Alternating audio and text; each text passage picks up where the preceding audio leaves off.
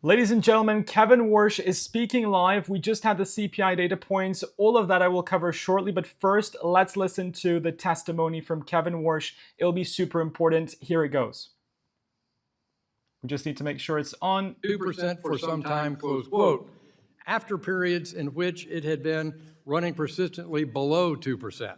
This framework, combined with the irresponsible fiscal policy and a slow response to inflation that began in March 2021, led to an inflationary surge the likes of which had not been seen since those early 1980s. In 2025, the Fed wisely abandoned its flexible average inflation targeting framework. Going back further today, we will also review the consequences of the Fed's experiments with large-scale purchases of treasuries and agency mortgage-backed securities, better known as quantitative easing, or QE. Though perhaps justified in its first round during the immediate onset of the 2008 global financial crisis, long past that crisis, the Fed repeatedly expanded QE, with the cost of each successive round of QE higher and benefits lower.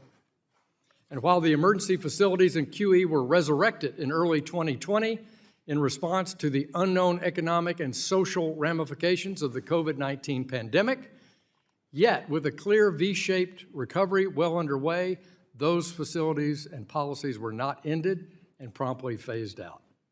The result of these decisions was a Fed that held a quarter of the federal debt in 2022, and though that share has decreased, it still creates incentives for fiscal policymakers to avoid the tough decisions on debt and deficits today and leave the consequences to our kids and grandkids. You have said recently that inflation is a choice. I want to echo this and say that debt and deficits are also a choice. For years, the Congress chooses unrestrained deficits and out-of-control debt and has repeatedly drafted the Fed into being an enabler. Both, in my view, have to stop. Turning to the Fed's regulatory and supervisory policy in the recent past, the Fed has engaged in mission creep, resulting from political capture by certain partisan actors attempting to accomplish policies through the Fed on which they cannot build a consensus and pass through the Congress.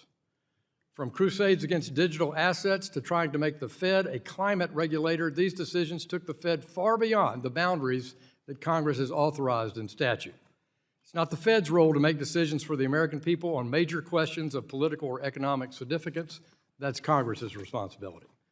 The Fed needs to avoid repeating the mistakes of the past and reform itself to guard long-term monetary policy independence and restore the reputation of the Fed in an apolitical as an agent carrying out the Congress's statutory directives.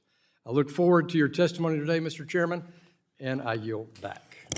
I now want to recognize our distinguished ranking member of the committee, Mrs. Waters, for 4 minutes for an opening statement.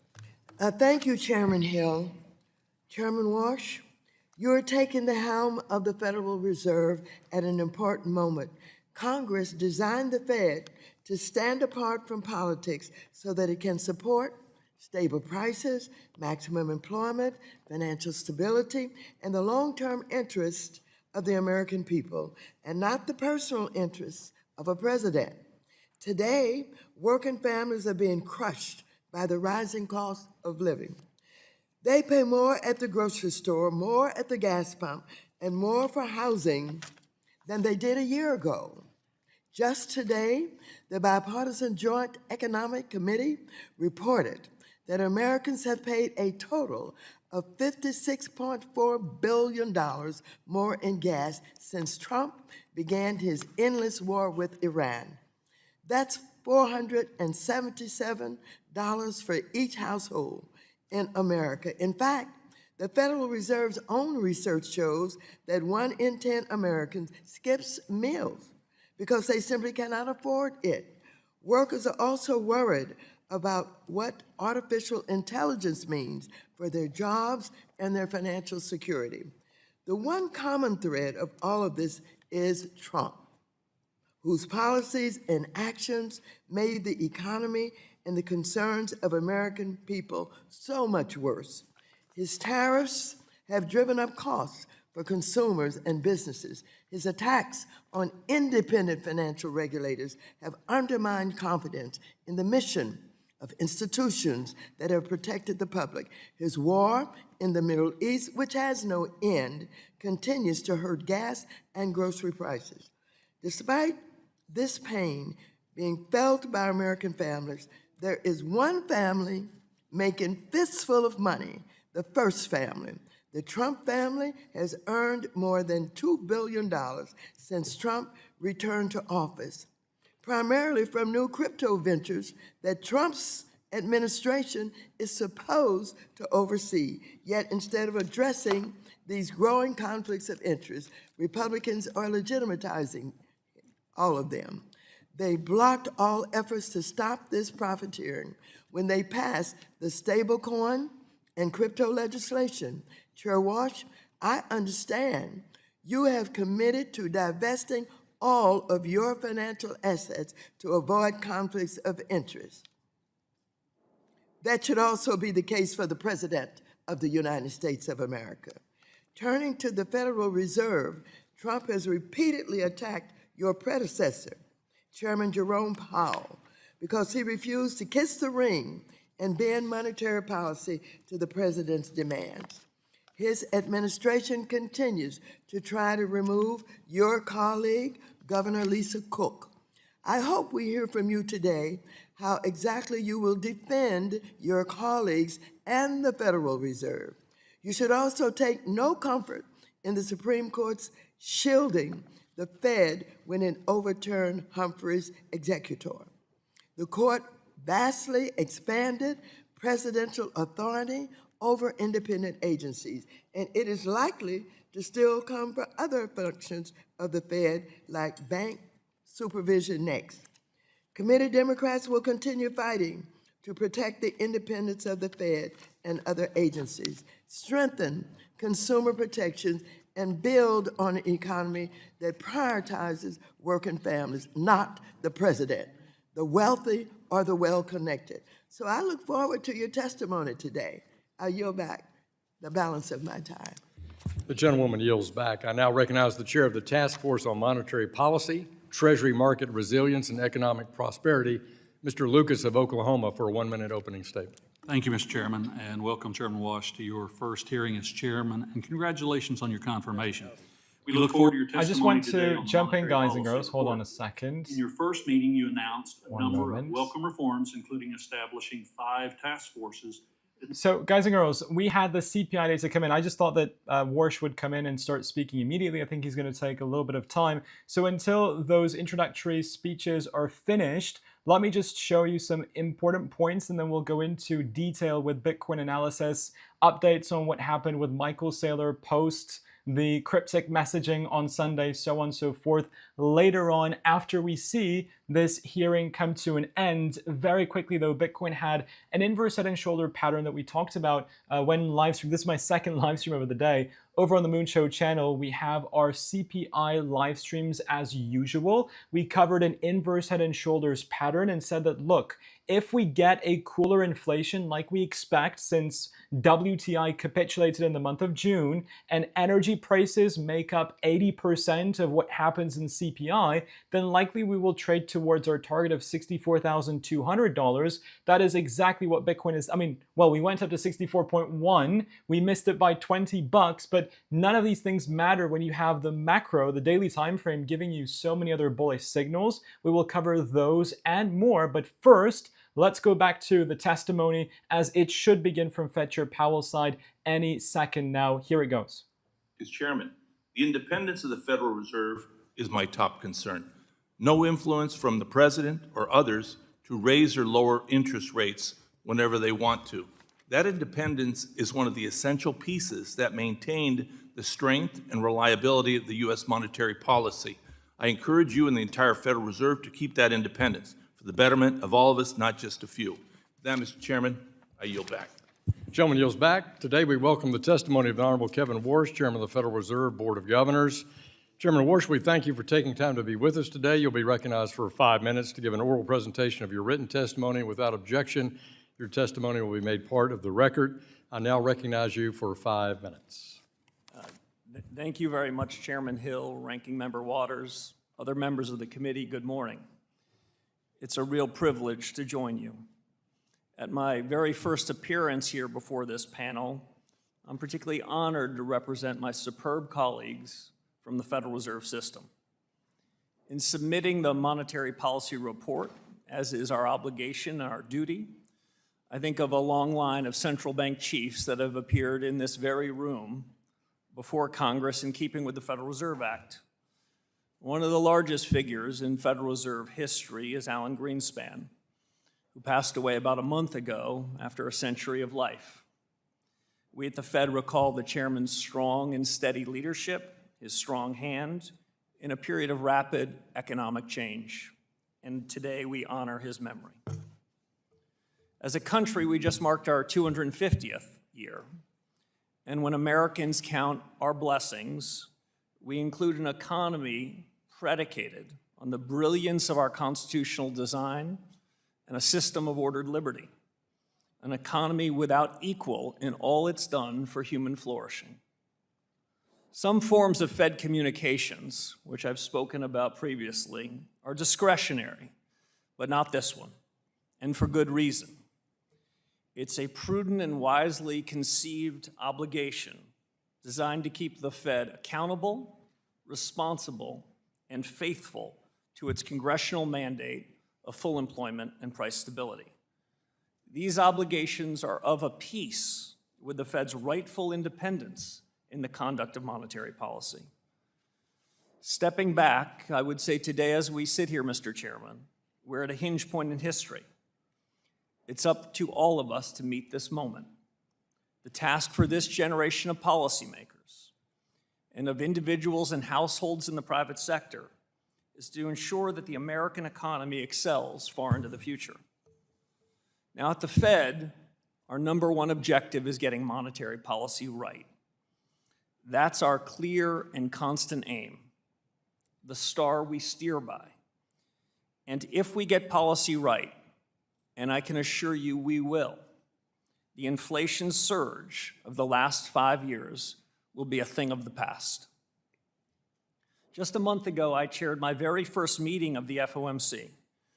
My colleagues and I recognize that high inflation has been an undue burden on American households and businesses. And while monthly price volatilities and variations are inevitable, especially in an unsettled world, underlying inflation over longer time horizons is determined largely by monetary policy. As the chairman said at the outset, inflation's a choice.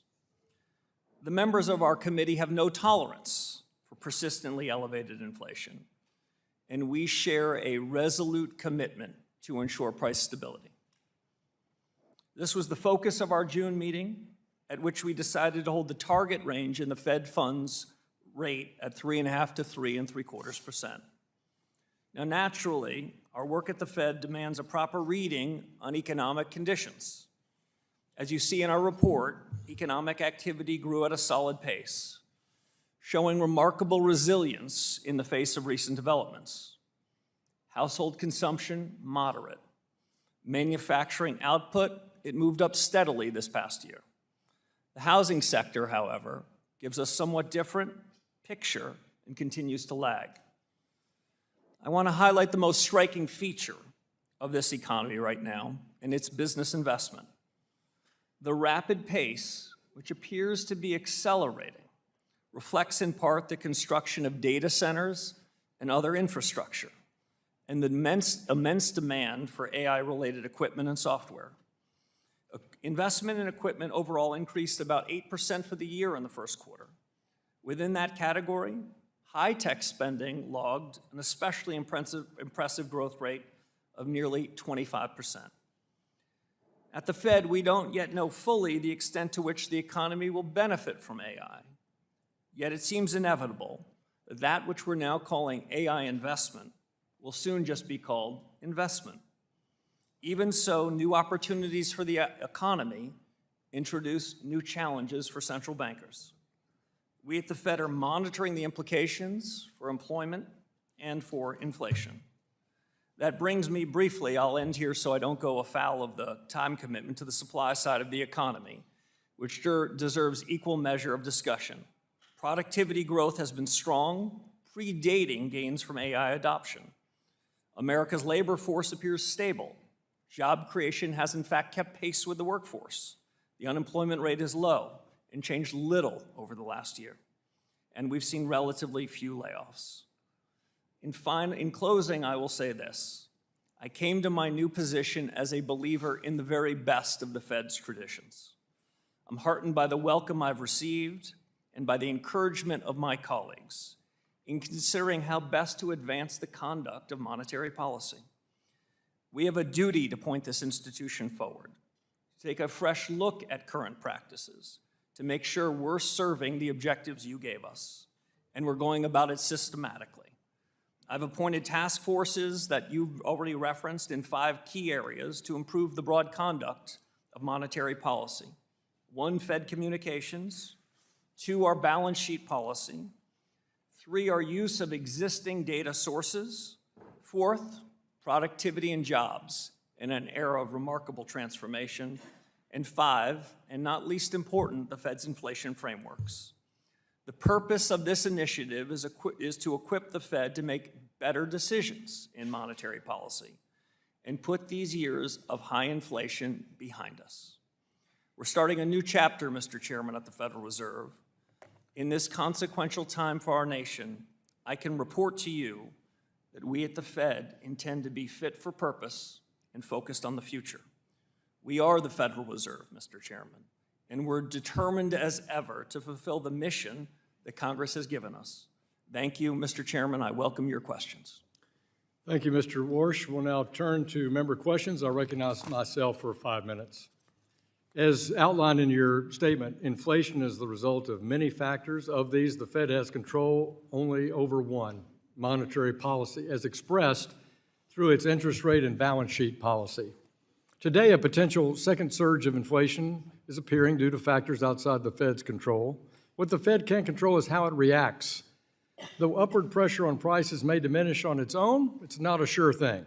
The Fed may be able to look through these inflationary pressures, but the Fed has believed that before and has been wrong. High inflation affects Americans in the here and now, not in some hypothetical future composed of long-term projections or of inflation expectations. Mr. Chairman, I was very encouraged to hear both in your testimony and your opening FOMC statement about restoring price stability as a top priority for you. When we think about that in the near term, though, how do you and your colleagues on the Open Market Committee plan to accomplish that given the policy tools at your disposal? Well, thank you, Mr. Chairman. We want economic growth to be more broad-based, and we want the change in prices, the increase in inflation, to be more limited. There are a lot of things that are happening that are outside of our control, as you mentioned, conflicts overseas and the rest. We can't have and shouldn't have a direct control on that. But inflation's a choice. We monetary policymakers need to choose lower prices, and that's the commitment my colleagues have made. In direct answer to your question, I would say we're doing 3 things. 1, commitment, which you heard at our first FOMC meeting, and I hope you heard today, is we're committed to the Fed to deliver price stability. We're committed to the 2% inflation goal. And so for businesses or households or market participants who came into this saying, well, they said before they were committed, but they seem to have tolerated a higher level of inflation, that commitment is resolute. Second thing that we can do is take ownership. This isn't a time for us to pass the buck, to blame others. The Federal Reserve can and will deliver price stability. We have the tools that you mentioned, both interest rates and balance sheet policy, that can help us achieve that aim. And we have the tools to deliver that. So it's a function of commitment, responsibility, and tools, and we're 3 for 3, and we'll deliver. Thank you. I referenced in my opening statement about the 2020 decision on tolerating higher inflation and that it's now been abandoned by the board. Clearly, I think that was a policy error. It was praised by some at the time in August of 2020, but I found it alarming at the time it took place. First of all, do you agree with the FOMC's decision to abandon that? And secondly, how do you consider this past 6 years of experience when you look at the task force work on the framework question for looking at inflation? Yeah, so there's no secret that at the time that the framework in 2020 was announced, the new framework, which was intended to get inflation higher, that at the time and in subsequent years before finding my way into this job, I was very critical of it. That central bank wasn't the first central bank to ask for a little more inflation and end up with a lot more. It was a mistake. The framework did not succeed in its objectives, and I am pleased that before my arrival, that my predecessors took that and cast it aside. All central bankers are going to make some share of mistakes, but when they make a mistake, they've got to call it out. Had that mistake been called out sooner, I don't believe we would have been burdened with this undue tax over the last 5 years. It's nearly the same degree. That's why we are reform-oriented. That's why my colleagues and I are so driven by these task forces to think about them anew. And in final response, I'd just say one of the task forces you mentioned is to revisit the inflation frameworks that the Federal Reserve uses so that we can better understand what will cause inflation to rise and fall and what we can do about it. Well, thank you. And you also referenced courage in your opening statement, and you've just outlined the toughness of the set of policy choices that you and your fellow governors have. So difficult that your longtime predecessor, Arthur Burns, described that mission as the anguish of central banking to try to cope with the different structures. So in the last seconds I have left, will your task force work review the issue of what you have control over versus what is in the control of the Congress and regulatory and executive branch authority? Yeah, I'll be brief in my response given the time. There's no anguish in central banking here, Mr. Chairman. We have the commitment, the power, and the responsibility to deliver on the mandate that this committee gave us, and we will.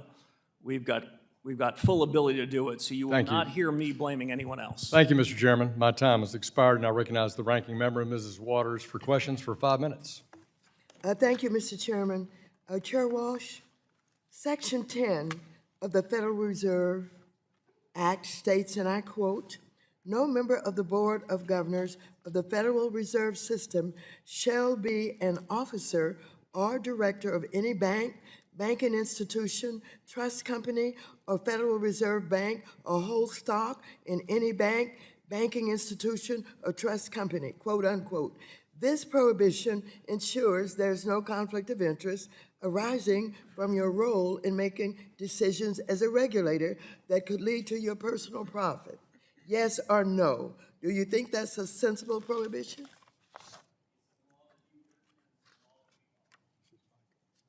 Check your mic, Mr. Chairman. Excuse me, Ranking Member. It's the law you've written, and it's the law we will follow. Let me keep going. Vice Chair Baumann and FDIC Chair Hill testified last year that this prohibition is good public policy as it ensures that bank regulators serve the public's best interest and not their own. Now, unfortunately, President Trump undermined the independence of financial regulators, mandating the White House must now review and approve regulatory rules put forward by banking regulators, including the Fed, except when it comes to monetary policy. And instead of focusing on the job Americans elected him to do, the president grossly profiting off of his position to the extent the president and other executive branch officials now have a say in regulations in the Fed issues. Chair Walsh, should those officials be prohibited from owning any businesses where they have a role in regulating them, whether it is crypto company or bank or anything else? Yes or no? So, Ranking Member Waters, I don't mean to disappoint you, but we're going to stay in our lane at the Federal Reserve. The more we stay in our lane, the more we stay out of politics. The rules and obligations for others outside the Federal Reserve are not something at which I feel it's appropriate for me to opine. I have here President Trump's most recent financial disclosure, which shows that Trump made billions of dollars in the first year of his presidency, the bulk of which came from his family's crypto businesses. all while he is responsible for overseeing the agencies regulating crypto. This is an egregious conflict of interest, and Congress must put an end to it. Now, I want to just show you, in case you haven't had time to look yet, that this is the president's disclosure of his financial interests. This is, how many pages? 900. This is 900. She's definitely stating facts, but I don't know why she's asking these questions to Fetcher When you Powell. have time, I want you to go through them so that you'll know and understand exactly what I'm talking about. So let me ask you, do you believe we must put an end to it? Ranking member, you've given us a big job. We've begun in 6 short weeks to tackle the big job, and I'm focused on that. Well, let me just go further with the prediction markets. I'm deeply concerned by the potential for regulators to profit from the use of material non-public information on prediction markets. There's a pattern of insiders appearing to profit ahead of market-moving Trump administration decisions, like when officials with close ties to the administration make trades prior to major tariff announcements. Chair Warsh, what oversight does the Fed conduct over its employees with regard to insider trading? And given the rise of prediction markets, is the Fed increasing its oversight for its employees profiting from the use of material nonprofit information? Ranking member, at the end of my very first week on the job, I sent a letter to the 23,000 employees of the Fed, reminding them the best of the Fed's traditions, which is our culture. And included in that culture is integrity. Included in that culture is ensuring that we abide by the law and the very highest standards. That's a commitment that we've made to each other and will make to you. Well, thank you. Chair Warsh, in 2019, I posed a simple question to former Chair Powell. I asked, if you get a call from the president and he said, I'm firing you, pack up and it's time to go, what would you do? Chair Powell said, of course, I would not do that. The answer would be no. Gentlewoman's time has expired. I asked further, he does not want me to go any further. Do you think the president doesn't have the He can authority? answer that answer, he can give you an answer in writing, and I'm sure he will do I want that the in a public to timely way. hear. Thank you so much. The chair recognizes the chair of our Task Force Monetary Policy, Mr. Lucas of Oklahoma. You're recognized for 5 minutes. Thank you, Mr. Chairman. And Mr. Chairman, I want to start off discussing these task forces you've created. Clearly, Chairman Hill's Monetary Policy Task Force idea is catching fire as we see this go across the landscape. What do you anticipate the result of the task forces to be? Can we expect public reports or other documents? How do you envision presenting the results of these findings, Mr. Chairman? Thank you very much. Right now, they're in discovery mode. I've given the 5 task forces a tall task to go back to first principles, see what we're doing, see what can be improved upon. They were starting with a blank sheet of paper, and you had a highly credible central bank running the most important monetary policy in the world. What would we do? Are there existing practices we could improve upon? Are there hard questions we could answer? The changes in the economy relevant to that? In terms of disclosure, we're going to make sure that the external independent task forces, which are staffed by some superb Fed staffers, that they get to share their views first with the decision makers. There are going to be 19 of us around the table that are committed to listen to them with an open mind and make decisions. But there's going to be nothing held in secret here. This is a public discussion on these 5, and I'm happy to share the results and the thinking periodically between now and the end of the year, at which point I hope we've got some real conclusions. Of course, the committee task force is very sensitive on this thing. Let's move to the communications and balance sheet. A concern I raised with your predecessor is the potential for confusion on the purpose of adjustments to the Fed's balance sheet, absent clear and frequent communication. For example, the trading desk announced yesterday it's continuing the $10 billion in bill purchases this period, presumably to maintain ample reserves. I understand not wanting to preempt the work of the Communications Task Force, but can you share your thoughts on balance sheet policy communication? Will you make it clear to the markets when shrinking the balance sheet is intended to tighten monetary policy rather than a deregulatory effort to avoid market distortions? Yeah. You raise a couple of very good points. First, that some of the boundaries of these task forces will overlap. In some sense, Each of the task forces are charged with obligations that are ultimately the FOMC and the Board of Governors. So the Communications Task Force and the Balance Sheet Task Force, there might be some overlap in their work. But let me cut to the chase. The balance sheet policies since the global financial crisis when I last served, the balance sheet regime has changed quite significantly. The size and duration of assets the Fed's holding have changed massively. They changed first in a period of crisis. That was the design of this new balance sheet policy. I don't want to prejudge decisions that this task force makes, but it's no secret of my long-held views, and I'll just state them three ways. One is the balance sheet is part of monetary policy. Monetary policy is made both through interest rates and through the balance sheet policies. The balance sheet isn't merely about plumbing. So that's point one. Second, I want to assure you that if there were a change in balance sheet policy, that we would preview it, explain it, debate it, and no changes in balance sheet policy would happen without good advance notice to the likes of this committee and broadly financial markets. And three, as we think about balance sheet policy, we at the Federal Reserve have to do, I think, a strong and compelling job to stay clear of fiscal policy. We want to be out of the fiscal policy business, which is between you and the Treasury Secretary and the President, and focus on monetary policy. Those are among the big questions I've asked this group of three distinguished leaders to take on, and I look forward to hearing what they have to say about it. The composition of Treasury purchases continues to trend towards more price-sensitive market participants. The MPR details this trend along with the strong demand and increased liquidity, though we know from experience conditions can worsen quickly in the crisis.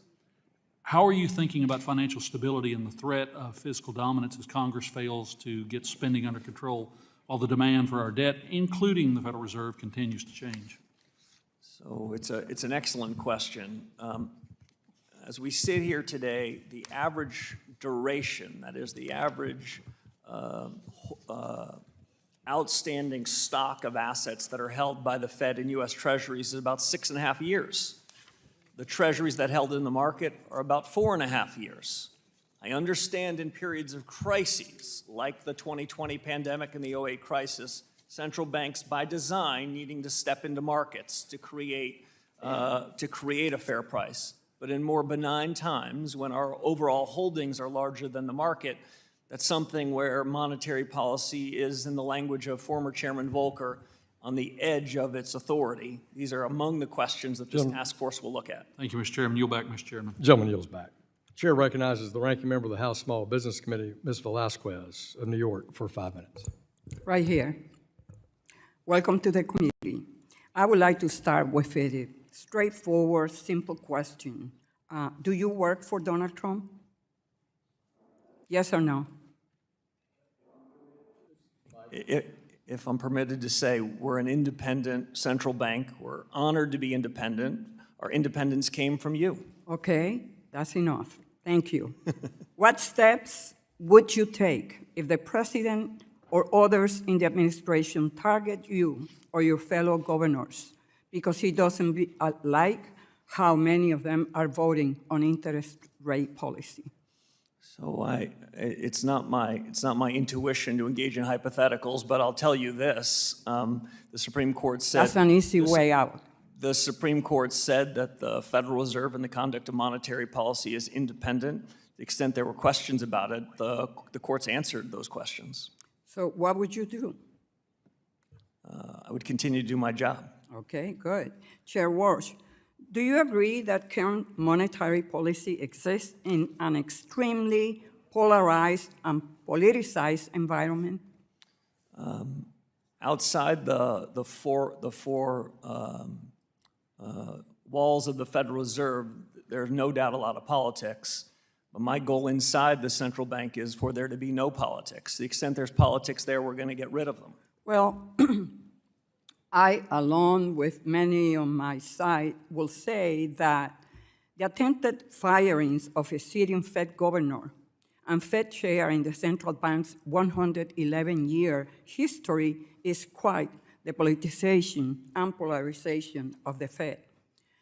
Chair Warsh, at your nomination hearing a few months ago, you said, and I state, I am committed to ensuring that the conduct of monetary policy remains strictly independent. You just said that.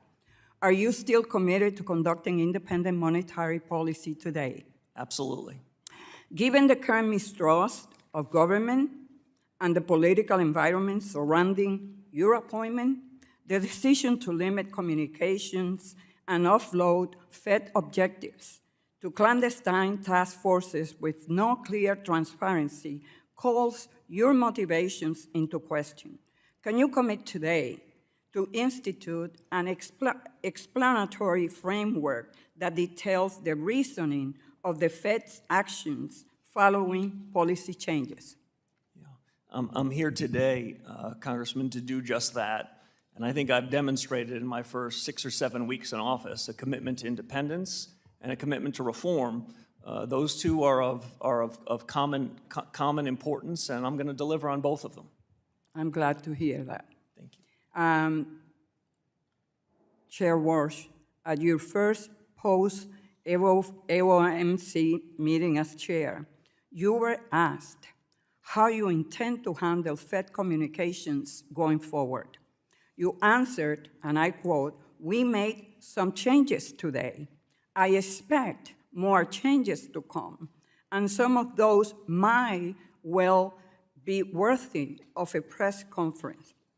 To me, that is not a very definitive standard.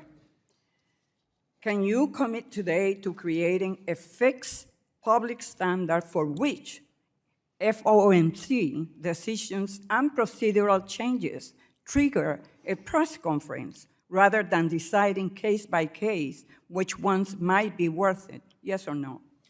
So if I can be slightly longer than yes or no, the last 63 months, maybe 64 months of high inflation above the Fed's objective suggests that it is immediately important to think about reforms, including in communications, and that's what we're going to do.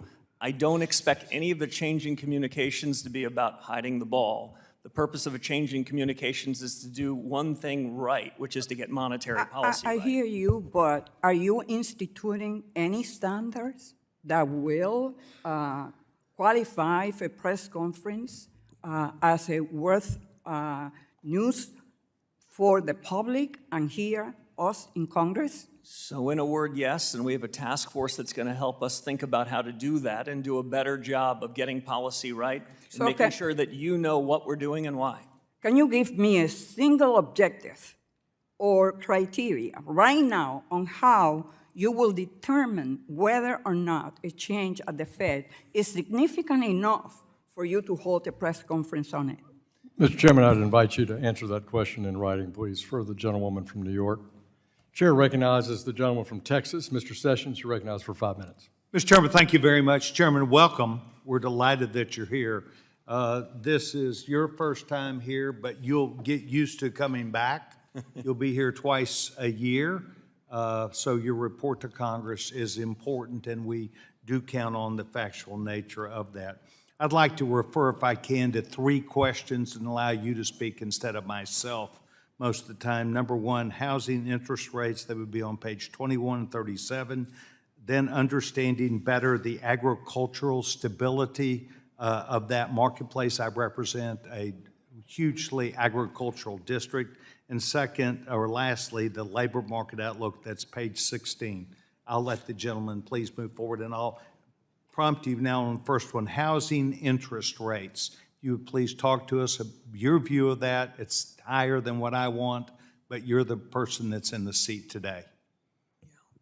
So as I mentioned in my opening statement, prepared remarks, the economy is solid. Financial markets look like they're in very good condition. But when we look at housing markets, the story is much more uneven.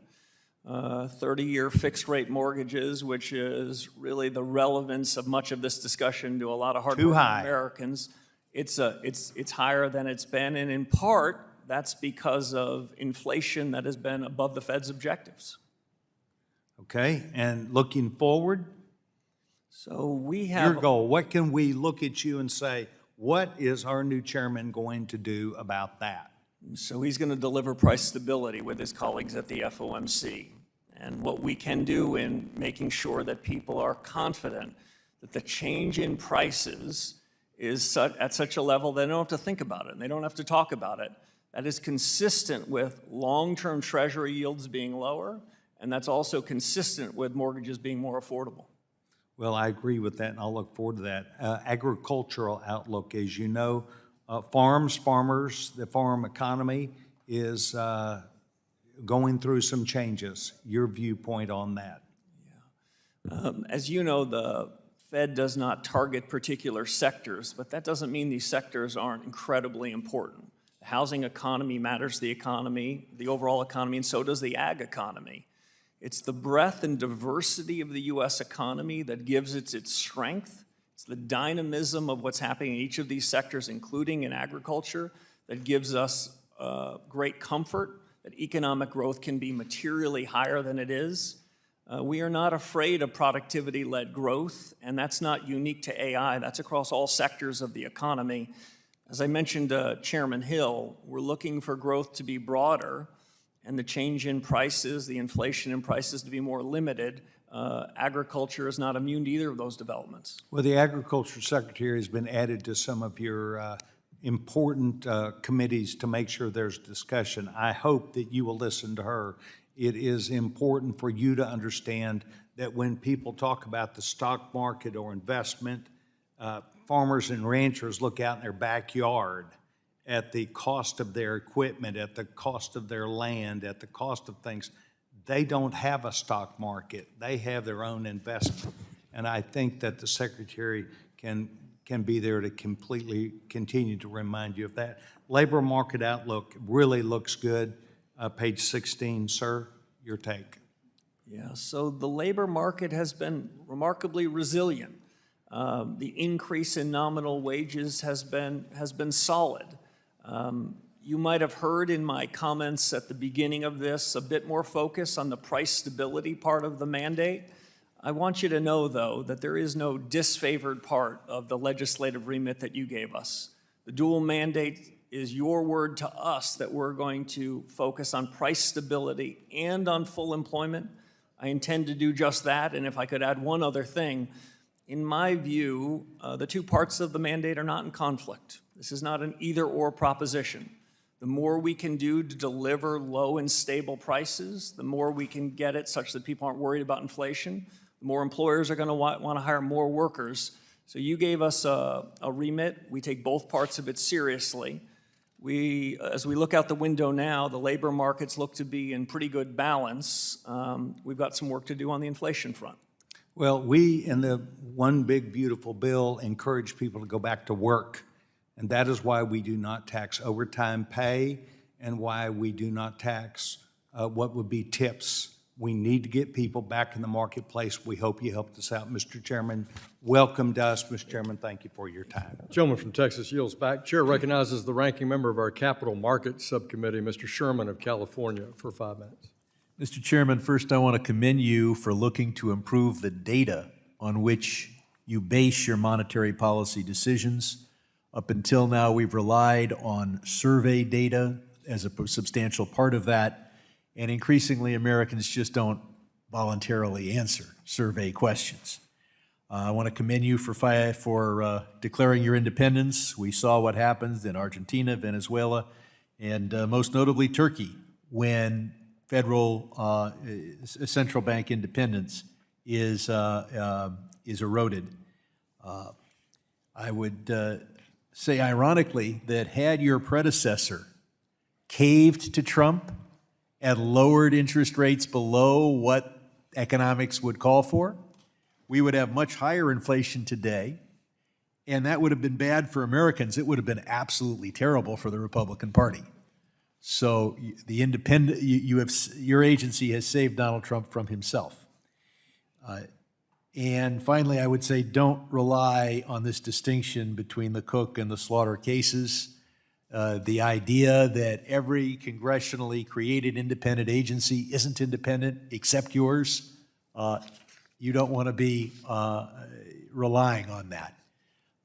The distinctions the court makes between your agency and every other agency are rather weak historically.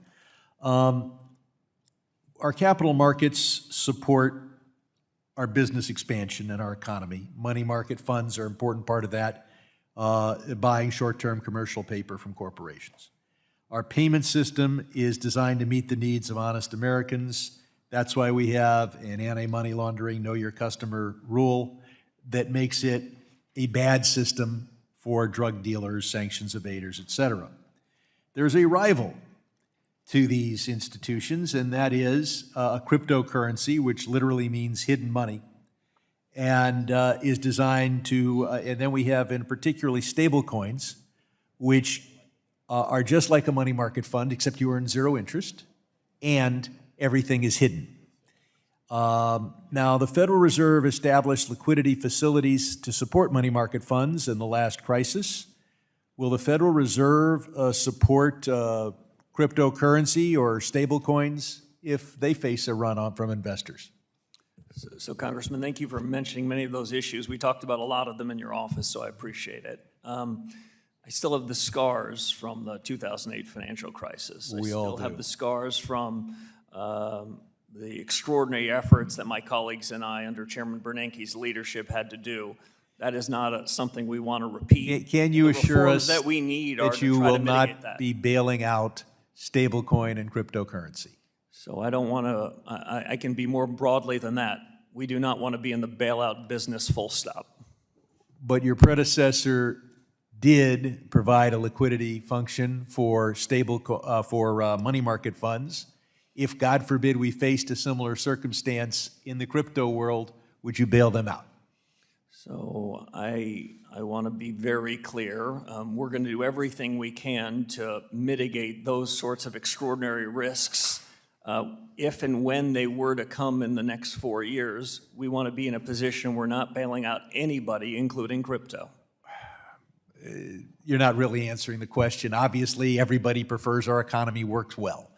And I'm certainly concerned with giving non-banks direct access to the payment system, and this Kraken filing with the Kansas City Fed is concerning, but I want to move on to Basel III.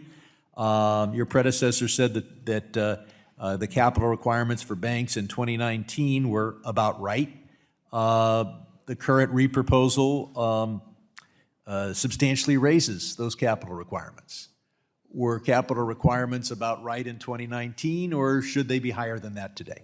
So the good news is we have a proposed capital rule that's out for comment. I'm quite interested in getting the reports and the comments on that, and I look forward to reviewing those and making a judgment. I would say, as a first principle, strong capital ratios, strong liquidity ratios, strong supervision, and strong market discipline, they're all of a piece to ensure we don't find ourselves in a world where there's unsafe or unsound institutions. We, of course, want strong limits. On the other hand, if you go overboard, you hurt economic growth and hurt the economy. I hope in that review process you'll look at low-income housing tax credits, where you've already moved from 400%. Guys, it's quite annoying how people have completely misunderstood crypto. We'll cover it later on. My time has expired. Appreciate you, Mr. Sherman. The chair recognizes the chair of our subcommittee on financial institutions, the distinguished gentleman from Kentucky, Mr. Barr. Thank you, Mr. Chairman. And Chairman Warsh, congratulations on your confirmation and swearing in as the 17th chairman of the Federal Reserve. I am grateful for your commitment to reforming the Fed, and that appreciation is surpassed only by our shared love for Kentucky thoroughbreds and your love of the great sport of horse racing. Let me just ask you, first of all, since you're swearing in over 7 weeks ago, things seem quite a bit different over at the Fed. A few examples: elimination of forward guidance, abstaining from the dot plot, creation of these 5 specialized task forces, and maybe most impressively, taking accountability. Instead of blaming inflation on the pandemic or supply chain interruptions or tariffs or the Strait of Hormuz, you are saying that inflation is always and every time the result of the Fed supporting printing too much money.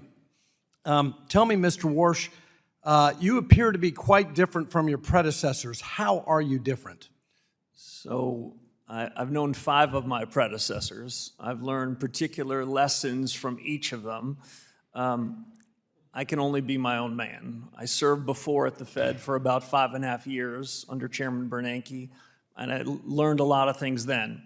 But you're right. In 6 weeks, we have caused, I think, a sea change in new thinking, the beginning of a set of reforms that are going to be put in place across at least 5 dimensions in monetary policy. And it's a broader discussion about reforms that will be forthcoming in everything we do, including supervision and regulation, where there's already been a good start, in payments and the rest. We made a lot of progress in 6 weeks, but I think it's important to use this opportunity wisely.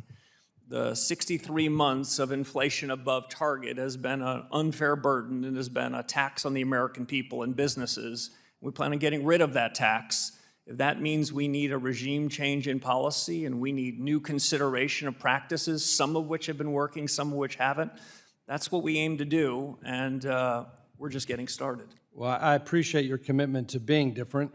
Let's talk about overhauling Fed communications.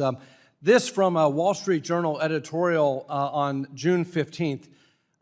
They write, "Few innovations since 2008 have been as counterproductive as the adoption of forward guidance as a policy tool. The constant yammering, long policy statements, press conferences after every FOMC meeting, nonstop speeches by Fed officials, and above all, the quarterly summary of economic projections has exposed how little the Fed understands about the economy and trapped officials in errant policies." Chairman Warsh, why is it important to do away with the dot plot and end, once and for all, forward guidance? Well, Congressman, I've made no secret, probably over the last 15 years, of my views on communications. I think when central bankers speak like I am before you, it's either one under obligation, or in this case, under obligation and purpose, which is to share a set of new reforms so that American households and businesses might say to themselves, this is a regime change in policy. We're only beginning it. I'm keenly interested in the views of these 5 task forces, and ultimately, these are decisions that are going to be made jointly. The best of the Fed's traditions are to work collegially, and I've really been quite impressed how open-minded my colleagues have been to take it up, specifically in communications. If we were to share with you our every passing thought, I worry not that there's anything wrong with us, but we're human. And if we were to give you my projection today about what we'll do when we meet in 2 weeks, what we'll do over the course of the year, that we'd then find ourselves sort of taking information that's consistent with our priors and rejecting information that's inconsistent. It's not the way we want to do things. We want to get policy right, and I think being somewhat more circumspect in our communications, at least for me, is a better way of calling balls and strikes. Finally, thanks for your commitment on dealing with this mission creep. In recent years, the Fed has concerned itself with matters outside of its dual mandate, including diversity, equity, inclusion, climate change, and the like. That's why the Fed's joining the network of the greening of the financial system distracted the Fed from the very important job of price stability. How will you keep the Fed from rejoining the network for the greening of the financial system or veering into these peripheral and distracting matters that go beyond the statutory remit of the Fed? By being very clear of our obligations. You told us that our job is full employment and price stability. You gave us plenty of other hard work to do. We'll have a series of reforms outside of monetary policy. Our plate is full. We will not be wandering into other areas, I can assure you, Congressman. Thank you. I yield back. The gentleman from New York, the ranking member of the House Foreign Affairs Committee, Mr. Meeks, you're recognized for 5 minutes. Thank you, Mr. Chairman.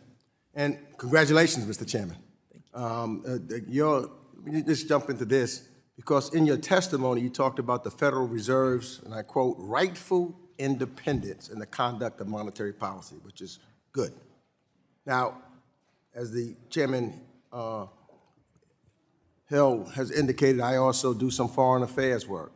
And I'm very concerned about what's taking place in the Strait of Hormuz and rising cost of gas, because we know that when those prices go up at the pump, it gives higher transportation and energy cost, and they work their way through the economy, generally making groceries, high-end household goods, et cetera. So it depends upon handling it. So if the administration's handling of the conflict with Iran contributes to another inflationary shock, will you make the decision you believe is in the best interest of the American people and the American economy in that rightful independent stance? Congressman, that is always our commitment, to make the best decision we can, consistent with the remit and our understanding of the world. And as I said to the chairman at the outset, we'll deliver price stability. So, and that's, still based upon what we've seen from the president thus far. Now, I just want to be clear, make sure that, because I got to be clear on this, that if the president publicly pressures you to pursue a different course than the one you believe is in the economic, that you believe the economic data supports, will you follow the president's wishes or follow the data? My commitment to you is to follow the law and follow the data, follow our very best judgment. And that's even if he publicly criticizes you for doing it. If you decide this is the way to go, this is what the data shows, and he publicly criticizes you and tells you how disappointed he's in you and all of that, will you still do what the data tells you to do? I will, Congressman. You ready for that? I'm ready to follow the law, and I'm ready for the Fed to deliver on the expansive remit that you gave us. I'll make only one other note. We have a wide lens. We're interested in what's happening in the war. We're interested in what's happening in military conflicts around. We have to take that all in, but then we have to shut the door and make our very best decision. That's what we're going to do in a couple of weeks, and that's what we'll do in the remainder of my tenure. Thank you. So now I want you to know that I support innovation, but I also believe that the Federal Reserve has a responsibility to protect the integrity of our payment system from political pressure and short-term enthusiasm. And I believe that the administration has made expanding access to fintech and digital asset firms a clear priority of his, but the Federal Reserve has long evaluated access to its payment infrastructure based on safety and soundness, operational resilience, and effective risk management, and the stability of the financial system, not politics, not political priorities. So, can you, and what I should say this also, because what I'm concerned about is that there are firms that's connected to our nation's payment infrastructure that must have robust cybersecurity, fraud prevention, compliance, and operational controls, because failures can undermine public confidence in the financial system and leave consumers exposed to significant harm. So my question is, can you commit that decisions about access to the Federal Reserve's payment rails will remain grounded solely in the Fed's independent assessment of systemic risk, safety, and soundness, and not political direction? We're going to keep politics out of the Fed. We're going to stay focused on the responsibilities you've given us. And I think you highlight something very important. This new technology revolution, which is hitting the Federal Reserve and the economy, provides huge opportunities. The United States can lead in payments. Our economy can be the strongest in the world and improve its growth rate, but it's not without risks, and we at the Fed are going to strike the right balance between the challenges and the opportunities in payments and more broadly. Let me just ask this, I got 28 seconds, but what objective stance must any So firm right now satisfy they're trying to before you take, conclude that the benefit they're basically taking a hit to the crypto exchanges that will be getting access to the Fed's Fed system of having direct dollars come in, and you as a user, if you use Kraken or Coinbase is in the process of getting it too, from the information I have latest, if you are an American who has an account in, let's say, Kraken, you can easily do on-ramp and off-ramp, which is super, super convenient. But from my understanding, these Congress members have a horrible understanding of, or a horrible reputation that is propagated to them of crypto based off the administration's profits derived from crypto investments, which is so unfortunate, but I'll commentate in more detail later on. More options and access to our markets, giving the everyday investor and the local employer better opportunities to grow their financial future and kind of on their own terms, I'd say. Under the previous administration, we saw a heavy-handed regulatory approach that aimed to strip risk out of our markets entirely, And time after time, the Biden-Harris administration pushed policies that limited financial freedom and stifled growth. Our capital markets are, as we all know, the envy of the world, and that is because we allow Americans to weigh risk and reward for themselves and make the financial decisions that are best for them and their families. Chairman Warsh, at a high level, how do you view the Fed's role relative to the financial system, both as a central bank and as a bank regulator? And I guess what I mean is, should the Fed try to engineer all risk out of our economic system, or should it act as a prudent observer that only intervenes when truly necessary? So, Congressman, it's a leading question, which I can answer with a, we need to strike the right balance. We are not trying to take risks out of markets in normal times. The economic growth that I mentioned to your colleague just a moment ago comes about because of a certain dynamism in our financial markets, which comes from a dynamism in the real economy. That isn't created by the Federal Reserve, but we can be a foundation with clear, steady policies, delivering on the remit that you gave us, so that the American spirit and American economic growth can continue to be the envy of the world. Something on the top of mind for myself and certainly for my constituents in Missouri's 2nd Congressional District is the state of the economy, including the cost of living, job growth, and interest rates. Though it is often characterized as being tasked with a dual mandate, the Fed, in fact, has multiple statutory mandates, including stable prices, maximum employment, moderate long-term interest rates, and financial stability. When the Fed leans into one of these goals, sir, it can create ripple effects on the others, forcing a balancing act between competing priorities. Chairman Warsh, how do you weigh these different mandates and the trade-offs between them? So I'm a little different than some in the economics profession on that, Congressman. I do not think we have a cruel choice between stable prices and full employment. I think the mandate that you and Congress gave us are entirely consistent.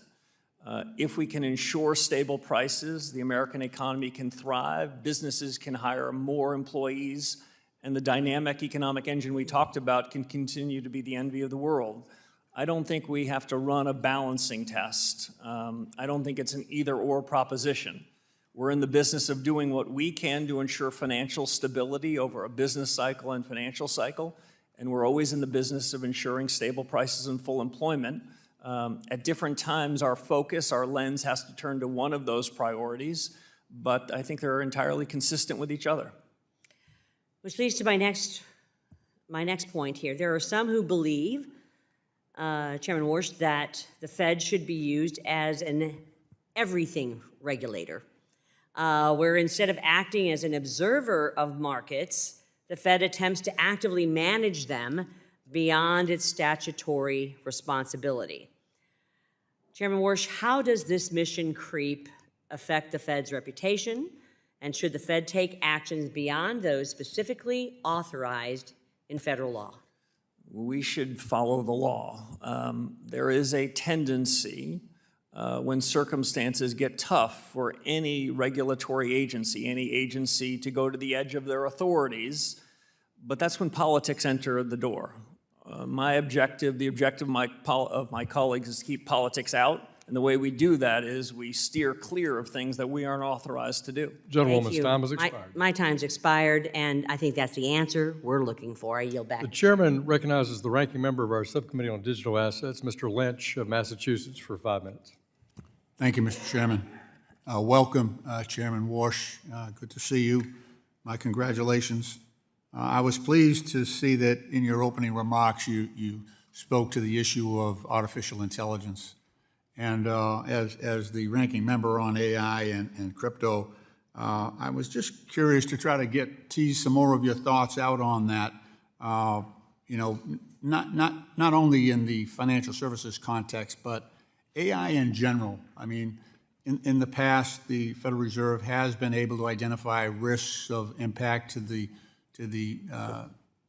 financial system, but also in a wider context as well. And I wonder if you'd share some of your concerns about that. And I guess I'd like to know, under your leadership, what will be the Fed's approach on AI and how you protect the system from some of the risks that may be attendant to the adoption of AI. Yeah, thank you, Congressman. We talked about this a bit in your office, and I appreciate the time. This is perhaps the most significant change in our economy in my adult lifetime.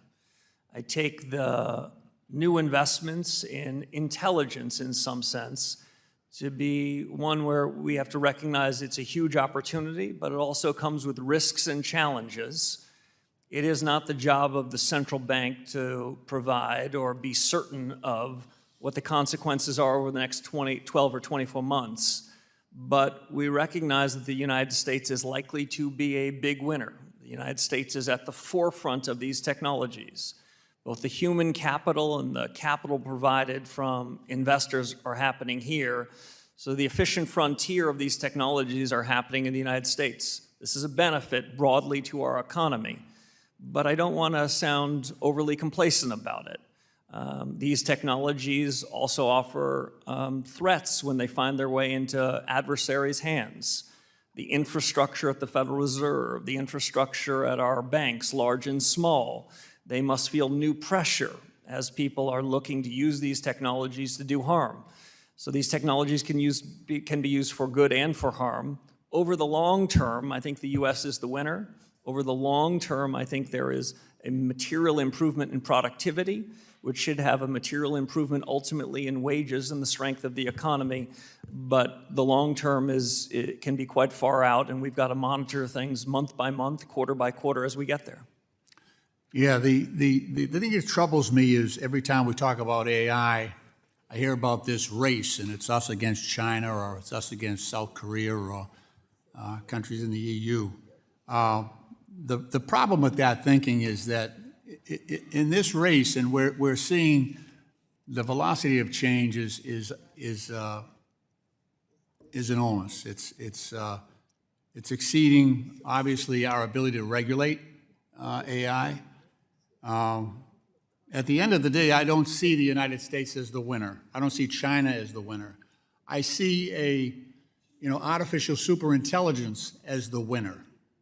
That's where we're rushing along this course, and at the end of the day, we're creating either us, and it doesn't matter whether the creator of artificial superintelligence is a good guy or a bad guy, or a good gal or a bad gal.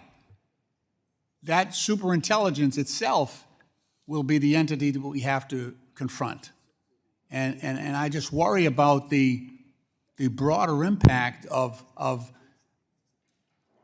what's going on right now. There's tremendous resources, as you know, being poured into AI.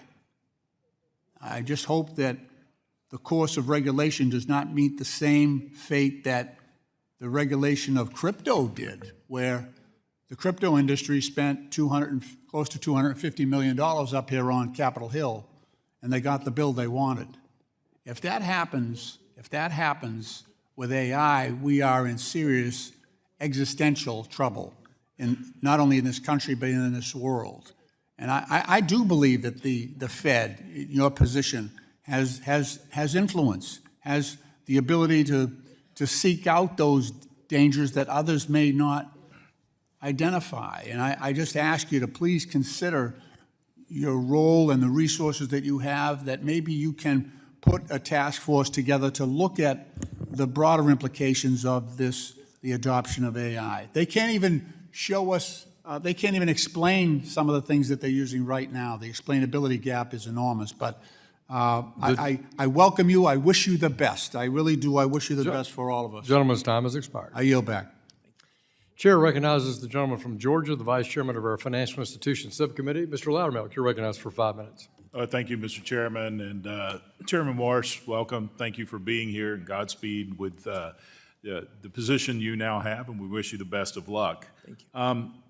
First, I want to talk about Operation Choke Point. As you are fully aware, Operation Choke Point 2.0 involved partisan actors at the Fed using, quote, reputation risk as a means to target and debank firms and individuals in the digital asset ecosystem. The energy industry and really anyone that partisan actors at the Fed believed unworthy of a bank account or loan. This was especially egregious given the fact that the Fed does not have a statutory authority from Congress to supervise for reputation risk.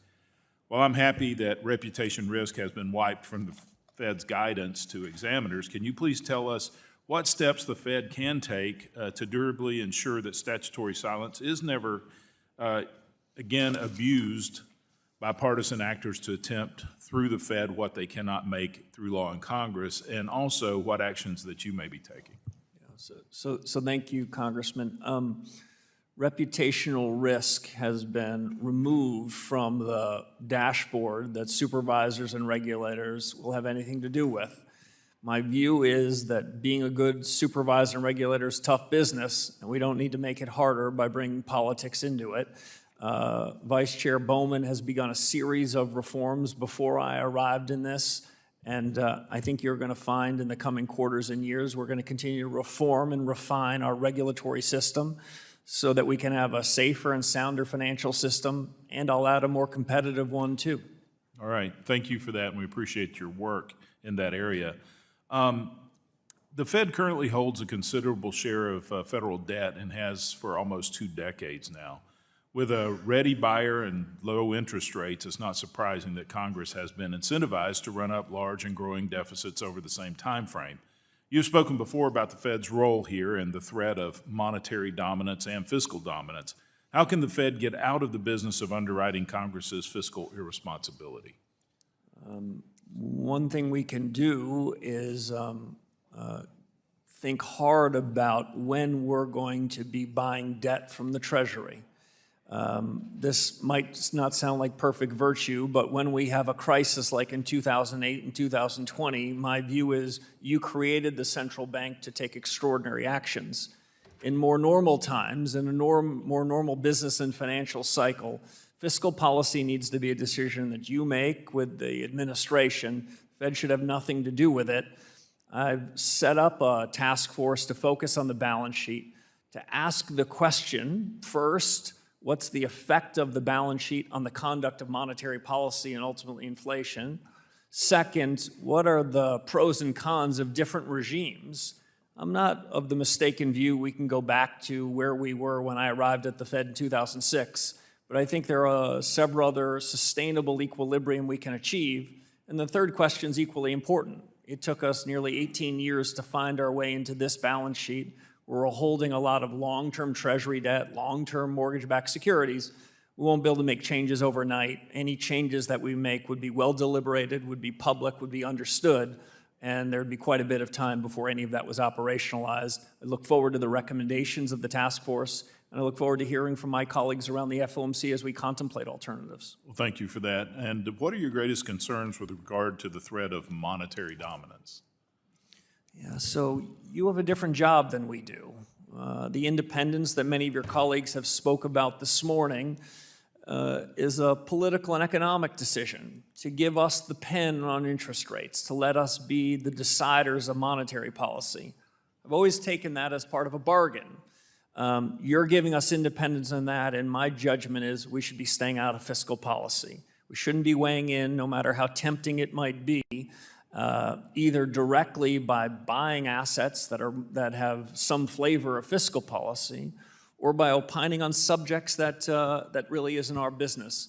We're going to try to stick in our lane at the Federal Reserve. We've been good at that for the last 6 weeks, but there's always a temptation to wander in other areas. I'm going to try to be reserved in my comments on fiscal policy with you and your colleagues. That's your job, it's not mine.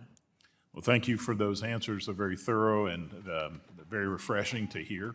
And with that, Mr. Chairman, I yield back. Gentleman yields back. Chair recognizes the gentleman from Houston, Texas, Mr. Green, who is a ranking member of our subcommittee on oversight and investigations. Mr. Green. Over here, Mr. Chairman. Thank you. Thank you, Mr. Chairman. I thank the ranking member as well. And I welcome you to the committee, Mr. Chairman, but I would also say to you that I will pray for you. And I'll pray for you because many of the questions that have been predicated today hinge upon a belief that you will sanction the president's desires. It is thought among the general public that you're in the position you're in because the president could not have the influence that he wanted to have with the prior chair, and he believes he can have it with you. So I hope that you will stand firm and honor your commitments that you're making, though some of them are not firm commitments as I understood your language. You indicated that you're interested in war. I appreciate this, but I believe you should also be interested in speculative bubbles. My assumption is that you are. Are you interested in bubbles, speculative bubbles, Mr. Chairman? We've got a wide lens. We spend a lot of time thinking about what's happening. I'm going to take that as a yes. Now, given that you're interested in speculative bubbles, let's just talk about a bubble that occurred. President Trump's meme coin, $Trump, profited an average of $1.74 million per day over his first year. $1.74 million per day. This amounted to approximately $636 million in total royalties and licensing fees generated at its launch. While this was happening, during that same period of time, nearly 1 million investors lost a combined $3.8 billion. This is because that meme coin lost value, dropped precipitously in value. It was a bubble, by the way. It is nothing. Anybody who's listening to me, if you've invested in a meme coin, you've invested in nothing. Zero. In a righteous world, it would be illegal. But given the Secretary of the Treasury that we have currently, it is not. And that's very unfortunate. SEC, the Secretary of the SEC, it is not. I think that we should concern ourselves with these speculative bubbles. And whether you like it or not, you have to concern yourself with it because when you lower interest rates, you lower the rates such that there's more capital available for people to use for speculative reasons. So you have to be concerned about it whether you want to or not, because you don't want to see a speculative bubble. Can I have your assurance that you will be concerned about these speculative bubbles, Mr. Chairman? So, Congressman, we want a resilient, strong, safe financial system, and we are looking at financial markets and we're looking at the real economy to make sure we deliver on what we can. Some of these other subjects are really more in your purview and responsibility than they're in my mine. purview. Excuse me for interrupting, but I have to. They're in my purview, but only because I choose to have them in my purview and I make an issue of them. I have to vote on them. But they're in your purview too because you decide whether the rates go up or down. And if you lower them, then people can engage in these speculative bubbles, such as the Trump meme coin, and they can lose a lot of money. Losing billions of dollars while the president makes millions on a daily basis. This is the epitome of ridiculosity. At some point, we all have to take a stand, Mr. Chairman. This is going to be your opportunity. You're going to have to take a stand at some point because this president is interested in making money. He puts money ahead of the people of this country. The people of the United States of America are secondary when it comes to the president. They may even be tertiary or quaternary, but they're not first. And at some point, you're going to have to make a tough decision as it relates to this president. Look, I'm not going to prejudge you. I'm going to assume that given your statements and the latitude that the Supreme Court has given you, that you'll make the right decision. But you're going to have to be concerned about a speculative bubble, especially as it relates to crypto. This is something that we'll all have to address. I thank you very much. Gentleman yields back. Chair recognizes the Vice Chairman of our full committee, Mr. Heisiger of Michigan, for 5 minutes. Thank you, Mr. Chairman, and Chairman Warsh, congratulations. I join many of my colleagues in seeing you there as a very positive thing. In late 2021 and 2022, as has been referenced by a few others, the Fed had recognized inflation was not transitory. I'm reminded of actually a hearing we had where we had then Secretary Yellen, former Fed Chair Yellen, sitting next to the then current Fed Chairman. And when I brought up the question about whether it was transitory, they did not have the same answer. And it was interesting seeing how that lag, and it sort of played into the fear that many of us had that there had been more to this foot dragging coming out of the Biden administration. The quick question is, while the appropriate speed of a response depends on what is driving inflation, I think you would certainly agree. I'm curious your view of how the Fed should make that judgment and act quickly once it does, because I think, as has been pointed out, there was a lag. So, Congressman, I appreciate the question. We only look to the past for lessons learned. We're not trying to relitigate the decisions that are made of our predecessors, but the reforms that I've already announced in communications, the task forces that have been established, are an attempt to make the conduct of monetary policy better, swifter, more sound, so we can deliver price stability. Our number one objective is to get policy right, and my judgment, as I said to one of your colleagues before, is that demands an open mind. That means not pre-committing to decisions before we take it up inside the four walls of the Federal Reserve. And so you'll hear from me a lot less forward guidance and a lot of listening. Generally, as a practice, what we're going to try to do, especially at the beginning, is deeper, more serious discussions among us, fewer pronouncements. So I appreciate you don't want to relitigate the past, but I do think, as we all know, we also learn from history. And during the previous administration, the Fed took some pretty major regulatory actions, some within its statutory authority, and in my view, maybe excessive, but others that were clearly beyond what Congress had really authorized. And everyone agrees a safe and sound banking system is essential to monetary policy, the economy, and the American people. But when the Fed exercises, exceeds its statutory authority, or reinterprets old laws to claim new powers, that to me is mission creep. Can you assure us that future bank regulatory proposals will respect the important procedural guardrails established by the Administrative Procedure Act? The APA has been, in many ways, trampled, I believe, which often received only nominal consideration under the previous administration. How are you going to handle this? So we're going to follow the law just as you say. You've established a set of laws. There's a set of regulations by which changes in supervision and regulation, changes in guidance can be made. We intend to follow them with an objective, as you mentioned, of a safe, sound, and again, I'll add, competitive banking system. There's a huge strength for the United States, and our banking system is stronger and more resilient than most around the global economy. Expound a little bit about your views of the importance of a banking system to the American people and the benefits to them of a Fed sticking to the authorities that Congress has given it, and rather than going far afield.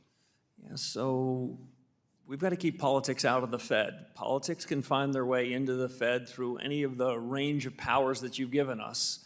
Our supervisors and regulators have a lot of authority over the thousands of banks that are regulated in the United States. Explicit authority, and also authority when they knock on the door and they ask a series of questions. One of the great strengths of the U.S. economy is the diversity of institutions we have in the banking business. Most of the G20 counterparts we have, they have a handful of banks. They're implicitly backed by their government. One of the untold strengths of our economy is the diversity of our banking system. We've got regulators that need to ensure that the regulation and supervision are tailored to what happens in those institutions. One size fits all might work for other countries. It doesn't work in the US. And the vision I have, Congressman, is liquidity and credit that comes up from the real economy through the banks. Thank you. And gets aggregated, not top-down liquidity Gentleman's provided by the Federal time has Reserve. expired. Thank you. I yield back. Thank you. Chair recognizes the ranking member of our subcommittee on housing and insurance, Mr. Cleaver. You're recognized for 5 minutes. Thank you, Mr. Chairman. Let me first, before I ask any questions, express my personal appreciation for you and Ranking Member Waters for allowing and giving my partner, Mike Flood, and I the opportunity, Madam Ranking Member. Mr. Chairman, congratulations for your new step and your career and for being here. I appreciated having a good conversation with you prior to this hearing. And I'm sure that you're not surprised that there's a great deal of interest in independence. And in theology, you said there are 4 endowments of the human species, and one of them is independence, that we have an independent will. And I'm interested in a declaration of independence, if you will. Wax eloquent on your view about the independence of the Federal Reserve. So the independence of the Federal Reserve is sacrosanct.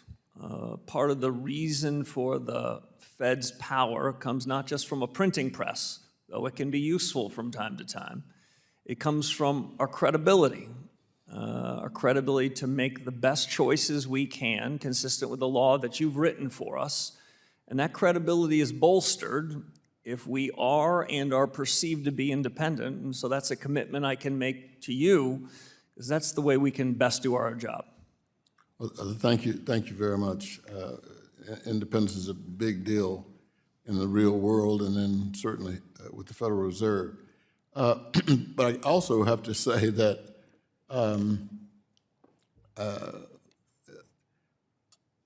you know, there is a terror of the unknown as part of who we are.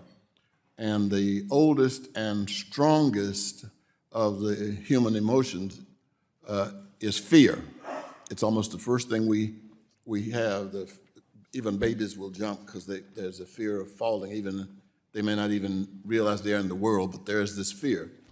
And I'm not sure what to call this, maybe AI anxiety, but I clearly have it. And it's only, my youngest son is an actor, and it would be inappropriate for me to tell everybody here to watch Sweet Magnolias on Netflix. However, I am concerned, you know, he's concerned, as many of the people in that business, about what AI can do to that whole profession. But there's this fear that at some point that AI may become more intelligent than human beings, and then put us in a situation where we become obsolete. Do you have, as the chair of the Federal Reserve, concerns about AI that you wish we knew and would address? Thank you, Congressman. This is the most exciting opportunity, but with it comes the kinds of risks and challenges that you highlight. We at the central bank need to look at these with a view towards what do they mean for our mandate? What does it mean for our expectations of inflation over the next couple of years and beyond? What's it mean for employment? You told us that's our job, and so we have to look at artificial intelligence and the surge of technology with open eyes about it. I must admit that part of these challenges, I see huge amounts of talent and thinking inside at the Federal Reserve, but I wanted to bring in some outsiders to share a view, so I've created a task force on productivity and jobs to help us think about that connection. We're not outsourcing anything. We're ultimately going to Gentleman's make time has expired. we're ultimately going to make these decisions. But American ingenuity has found its Thank you, way Mr. into Chairman. artificial intelligence, and it's an exciting time, but one that we're not complacent about. Appreciate Thank you, it. Mr. Chairman. Thank you. Chair recognizes the chair of our subcommittee on digital assets, Mr. Stile of Wisconsin. You're recognized for 5 minutes. Thank you very much, Mr. Chairman. Chairman Warsh, thank you for being with us today. A year ago on Saturday, the Genius Act was signed into law. And with that, a series of deadlines for rules to be promulgated began, and the clock began to tick. You came into your job confirmed approximately 2 months ago. The deadline for the Fed to promulgate rules is this Saturday. Will the Fed... Guys and girls, the price of Bitcoin is pumping, so I think that's way more important to talk about in the meantime. We can cover some of the things that Warsh has said and return back as soon as we go over some important topics. There isn't really market-changing news that's being mentioned by Warsh, so I really do find covering the market is a bit more important here. Firstly, Bitcoin had an inverse head and shoulder pattern, so we streamed the CPI data, and the CPI data was lower than expected, and that was the sort of overview that we anticipated as well. Why? Well, crude oil prices had capitulated in the month of June, and the CPI data released was respective to the inflation of June, not of July. We know that energy prices have returned to high and elevated levels as geopolitical conflict has been reinstigated and continues to be on a path of tragedy. Inflation was lower for June, but it's going to be higher in July. From the wording of Kevin Warsh, from the wording of Fed members such as Waller, we are committed to a 2% interest rate. And actually, even when we go into things like the balance sheet, they want to reduce the balance sheet and not push quantitative easing. Kevin Warsh sees that quantitative easing is inverse Robin Hood, where you make the rich richer and the poor poorer. So are we going to get quantitative easing? Highly unlikely, meaning that altcoin season is far behind. But for Bitcoin, what does this change? The short-term inflation being cooler than expected enabled us to get to the target of that inverse head and shoulder, which we discussed together over on the Moonshow channel a few hours ago. Our target was 64,258. We've breached above that, which in turn means that we're breaching above critical lines of resistance on multiple fronts of technical patterns that we went over on previous videos. What are these technical patterns? Well, we've had, for example, the W. The W pattern is notorious to end its formation in consolidations. You will see many, many W patterns do what it does and then have a consolidation pattern and then breach above. This pattern is currently breaking to the upside. If the daily closes as is anywhere in the upper 64.5Ks, then my target will initially be the 67.5, the actual absolute neckline of that said W pattern, and eventually to the course of 200 daily moving average. We know that Bitcoin is following 2018 price action absolutely immaculately. And what does that tell us? It tells us that by the end of July, we should be at the 200 daily moving average.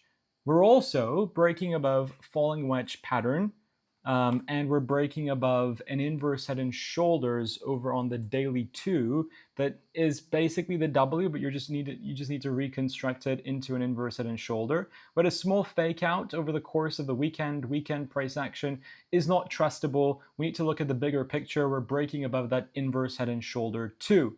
So many of these things point towards a bullish Bitcoin. I've got a long position open over on Bitcoin in BTCC. If you would like to start trading Bitcoin and other cryptocurrencies, do check out the links in the description down below. The first link to LoveX will give you instantaneous VIP level 5 status. Amazing. By using this link, signing up with your email address and password, you will be eligible for huge discounts on trading fees first link in the description down below to Levex will allow you to do that. Weeks and BTCC also have great campaigns. My target for Bitcoin lies upon the $70,000 ranges. Then we've got Ethereum that has an even more beautiful W pattern formation than Bitcoin. This is literally as textbook as it becomes. So I am long in Ethereum. I believe that Ethereum can reach into the $2,000 territories.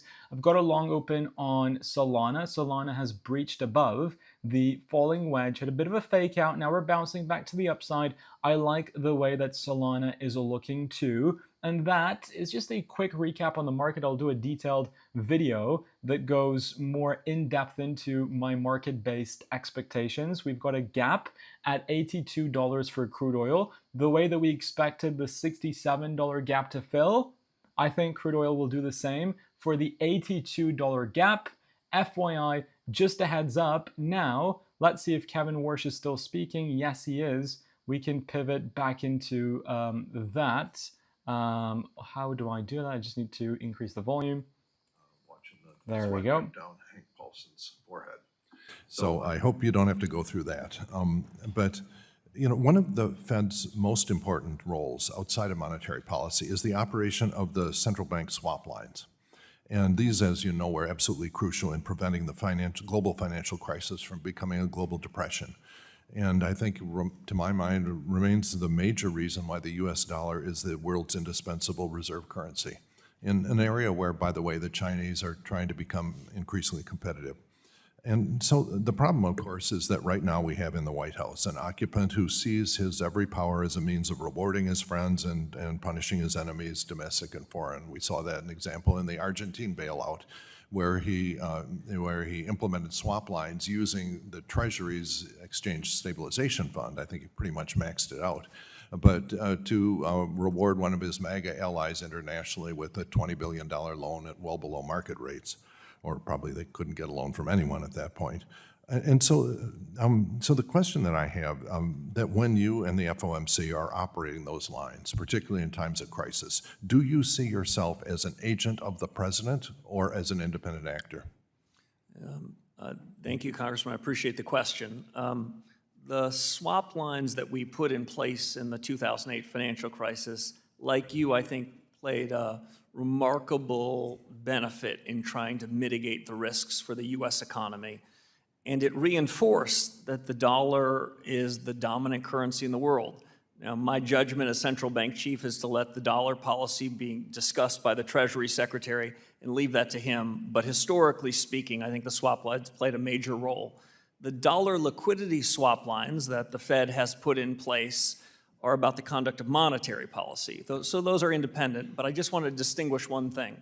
The Treasury has separate authorities and can use the Exchange Stabilization Fund for swap lines that are unrelated to our powers and responsibilities. Right. Yeah, but the Fed's the big dog in swap lines. I mean, you know, the ESF is, I think it's somewhere a little bit north of 20 billion, I think, is the most that they could deploy, which they did, you know, much, I have to say, not to the benefit of U.S. farmers that I represent, but anyway, he decided to bail out his friend in Argentina. But that was the Treasury, and that was different, you know. So the question is, what happens if there is a crisis and you get a call from the president and says, I got this friend that I want you to bail out or punish by politically allocating those swap lines?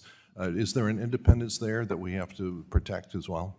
So the independence in the conduct of monetary policy and everything that comes along with it is independent. But just to go back to the 2008 financial crisis, when all that happened, as you'll recall, the Treasury Secretary and the Fed Chairman, they often had to work in tandem.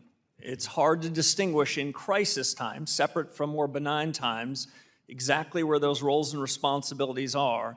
And when we put in those swap lines, when I was a governor at the Federal Reserve, I remember frequent discussions between the Treasury and the Federal Reserve.